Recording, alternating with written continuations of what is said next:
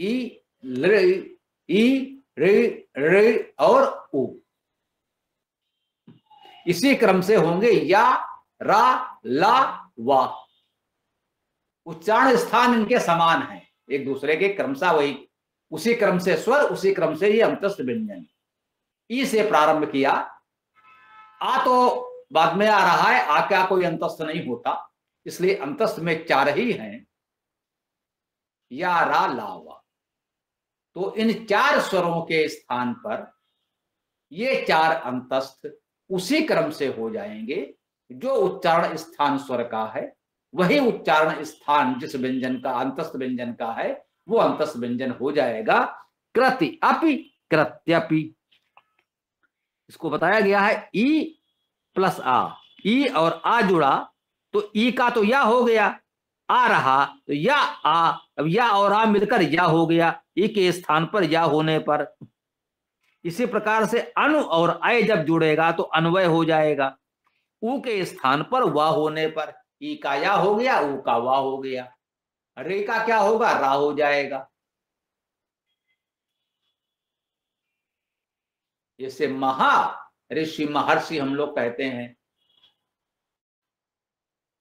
तो वहां भी री का रा होता है, यद्यपि वो री बाद में आया है, ये भी ठीक है।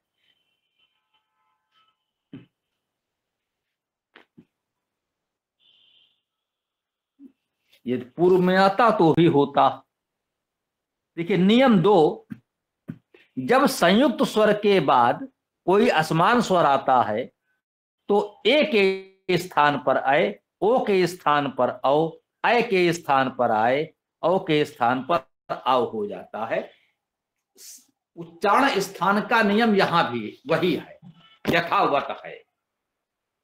अब संयुक्त स्वर है तो स्वाभाविक है आ भी आ जाता है वही, या वा यहां भी आया, आय और औ और आय और आओ। उदाहरण गो अंबर, गवांबर, नौ ऋषि, ना वृषि, रय अपि, राय अपि। इसी क्रम से ये हमारे बन गए। विशेष हम जानते हैं कि संयुक्त स्वर मूल स्वरों से मिलकर बनते हैं तथा ई रे उ के बाद असमान स्वर आने पर वे क्रमशः या, रा, वा में परिवर्तित हो जाते हैं, या, रा, ला, वा में परिवर्तित हो जाते हैं। वास्तव में इसी मूल नियम से अय, आय, औ, आओ भी बनते हैं। देखिए इसको थोड़ा सा यहां बता दिया गया है, आप समझ सकते हैं। ए, आ और ई से मिलकर बनेगा, ई के स्थान पर या होगा तो ए के स्थान पर ई से पहले का आ जुड़ने पर अय हो जाएगा, अय आ प्लस ए होगा, अय में आ और ए है, इससे ए के स्थान पर अय होने पर पूर्व का आ जुड़ने पर आय बनता है, अय आ और ए।